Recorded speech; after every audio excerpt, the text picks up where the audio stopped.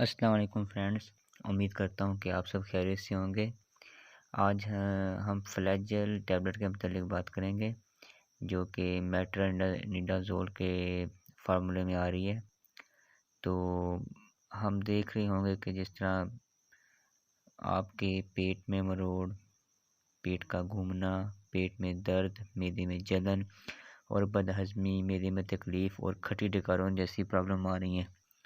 تو سب سے پہلے تو ہم اس کی وجوہات کے متعلق بات کرتے ہیں کہ یہ زیادہ تر فاسٹ فوڈ، جنک فوڈ اور گھر میں تلی ہوئی چیزیں زیادہ استعمال کرنے سے اور مسالے دار سالن، کولڈ ڈرنک کا زیادہ استعمال، ان کی وجہ سے ہوتی ہے۔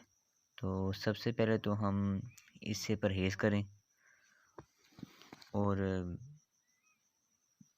پھر ہم اس ٹیبلٹ کی طرف آئیں۔ تو جن پیشنٹ کو یہ مسئلہ آ رہا ہو تو وہ سب سے پہلے تو اپنی خوراک کو بہتر کریں۔ تو خوراک میں سے خوراک جو استعمال کر سکتے ہیں اس میں سب سے پہلے تو مسالے دار چیزوں سے اجتناب کریں اور نرم غذا کھائیں۔ روٹی تو فی الحال نہ کھائیں جب تک آپ کو یہ مسئلہ ہو۔ جیسا کہ آپ نمک والی کھچڑی کھا سکتے ہیں اور بریڈ، دہی اور دودھ کو ٹھنڈا کر کے پئیں اور پانی کا زیادہ سے زیادہ استعمال کریں۔ اور اب ہم بات کرتے ہیں کہ اس دوائی کا استعمال کہاں کہاں پر ہوتا ہے، یہ میٹرونیڈازول فلیجل کا۔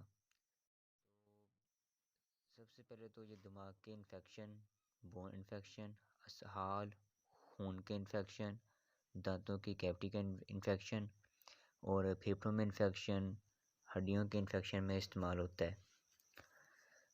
تو اب ہم اس کی ڈوز کی بات کرتے ہیں۔ اس کی ڈوز 1 گولی صبح اور 1 گولی شام ہے۔ اور اگر اس کے ہم کرتے ہیں سائیڈ افیکٹ کی بات، اگر اس کی ڈوزیج زیادہ ہو جائے یا اگر ایکسپائر گولی استعمال کر لی جائے تو اس کے کیا سائیڈ افیکٹ آ سکتے ہیں، یا آپ کا جسم اسے ایکسیپٹ نہ کرے، سینسٹیو ہو اس معاملے میں، تو اس میں متلی، موشن، اسکن پر ریشز، الرجی، خارش اور دماغ کی بیماریاں، معدے میں رکاوٹ، بے حسی، بخار اور سر درد جیسے مسائل پیدا ہو سکتے ہیں۔